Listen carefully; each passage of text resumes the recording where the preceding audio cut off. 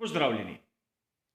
Čeprav danes napeto pričakujemo predstavitev novega Red Bulla RB18, bomo najprej našo pozornost posvetili običajnemu komentarju novic.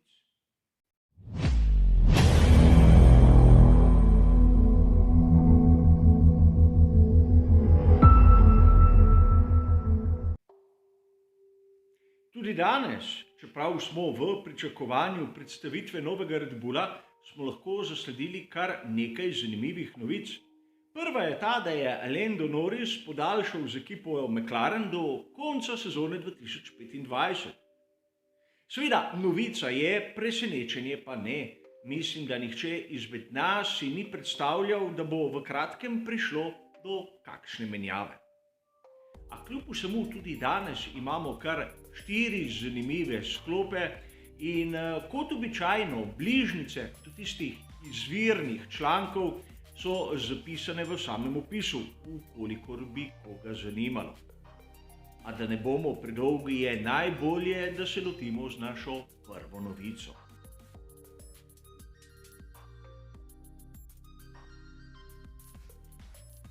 V našem prvem sklopu se bomo ustavili po objavi, ki smo jo lahko zasledili 8. februarja na uradnem Twitter računu tovarniške ekipe Mercedes. Kot lahko vidimo na ekranu, so nekako izrazili dobrodošlico Lewisu Hamiltonu. Dobrodošel nazaj. In mi navdušenci se lahko sedaj v tem trenutku začnemo spraševati, kam za vraga je pa šel. Namreč v preteklih tednih po končani sezoni 2021 so vse uradne objave na socialnih medijih Lewisa Hamiltona samevale. Namreč zavil se je v molk, a čeprav je treba spoštovati to njegovo izbiro, mi še danes ni razumno, zakaj so nekateri drugi začeli govoriti v njegovem imenu. Vsakdo izmed nas je zasledil kar nekaj zgodb o tem, kako razmišlja Lewis Hamilton o upokojitvi, o nekakšni borbi med Hamiltonom in FIO, ter še bi lahko našteval. Konec koncev sam Lewis Hamilton ni izrekel niti ene besede, kar je po svoje izjemno občudovanja vredno. Namreč vsakdo izmed nas bi se lahko postavil na njegovo mesto, in to v primeru, ali nam je Lewis Hamilton všeč ali pa ne. Če bi se nam zgodilo nekaj takega, kot se je zgodilo Lewisu, smo prepričani, da bi bili lahko tako tiho. Zase verjamem, da bi bilo to izjemno težko, namreč v tistem prvem trenutku bi bilo izjemno verjetno, da bi iz mene nekako vrele izjave, ki bi se jih lahko kasneje celo kesal. Vseeno, Lewisu Hamiltonu je treba priznati, da je bil izjemno takten, ko se je umaknil iz socialnih omrežij in tako tudi preprečil, da bi povedal kaj preveč. In po drugi strani si lahko želimo, da s to njegovo vrnitvijo bomo v prihajajoči sezoni videli prav tako napet boj, kot smo ga videli sezono poprej.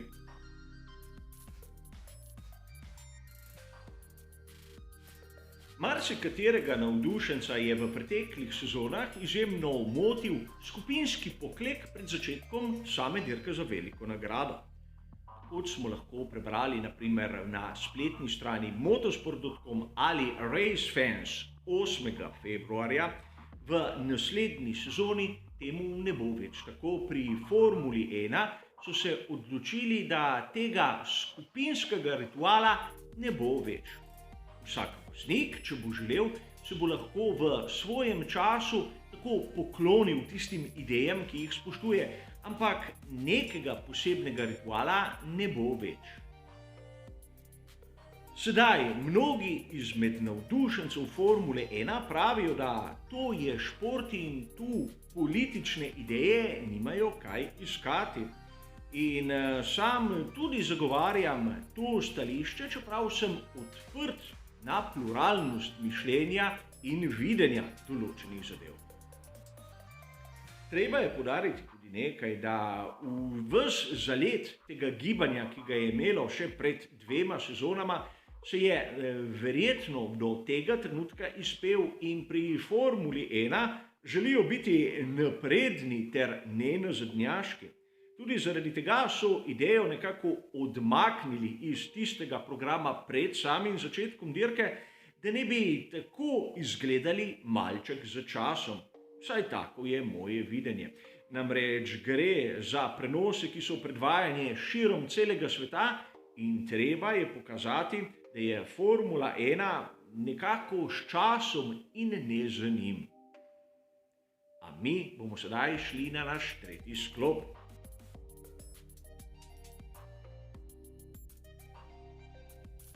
V našem tretjem sklopu se bomo najprej ustavili ob izjavi Christiana Hornerja, ki smo jo lahko zasledili na spletni strani motorsport.com 7. februarja. Ob podelitvi Autosport Awards je povedal, da po njegovem mnenju potrebuje direktor dirke več pomoči, da se ne bo znašel več v takem položaju, kot je bil ubogi Michael Masi na zadnji dirki sezone 2021. In tu sam vidim malce sprenevedanja, kajti v situaciji, v kateri se je znašel Michael Masi, sta ga tudi potisnila prav Horner ter Toto Wolff. Osebno dvomim, da bi si kaj takega dovolila, če bi bil na drugi strani pokojni Charlie Whiting. Kolikor bi bila preveč glasna, bi ju takoj opomnil, da se tako ne vede, in menim, da v drugem poizkusu bi ju dobesedno izklopil. A pustimo sedaj to, sam ne branim Michaela Masija in še zmeraj trdim, da je neprimeren za položaj, ki ga zaseda. Kolikor bi mu dali neko zunanjo pomoč, bi to dobesedno pomenilo, da sam ni kos naloge, za katero so ga najeli. O tem, kdo naj mi bo pomagal, smo lahko brali na italijanski verziji spletne strani motorsport.com 8. februarja. In krožijo kar 3 zanimiva imena.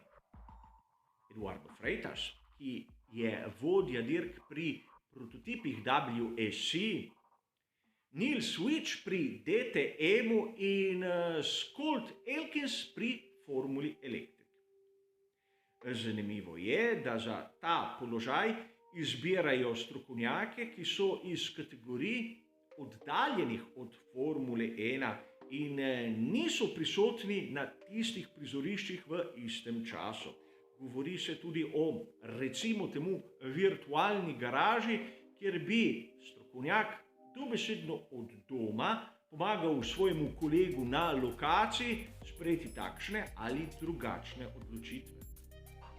Šele sedaj lahko razumemo, kakšen potencial je imel Charlie Whiting, da je vse to obvladal sam, brez težav, brez zunanje pomoči in verjeli ali ne, poleg vsega tega je bil še tehnični delegat. Sedaj lahko razumemo, kakšna izguba je bila za Formulo 1 njegova nenadnost.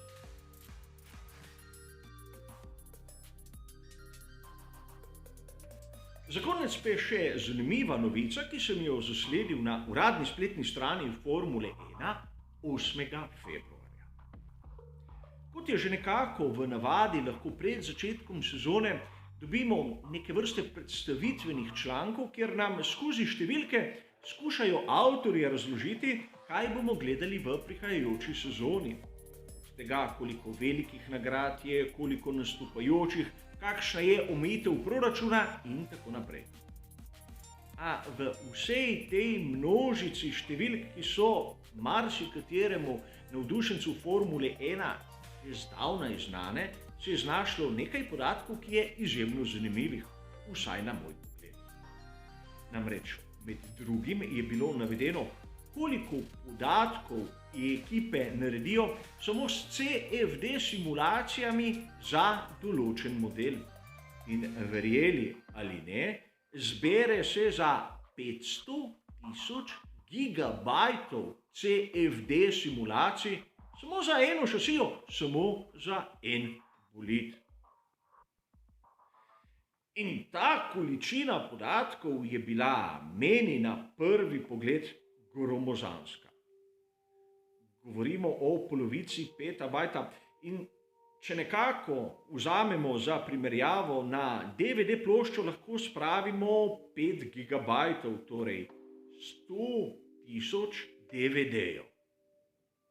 In to nam lahko pove, zakaj vidimo v Formuli 1 tudi take razlike. Pri taki količini podatkov lahko pride do napake, ki se jo ne vidi na prvi pogled, in težava jo je najprej najti, šele potem odpraviti. In avtor je navedel, da ukolikor bi mi doma želeli na našem hišnem računalniku predelati vso to količino podatkov na našem nanizenem računalniku, nekje v povprečju bi potrebovali 471 let, če sem pravilno razumel. Pri Formuli 1, ko zženejo ves ta program, rabijo za določen element, da dobijo rezultate 2 uri in pol.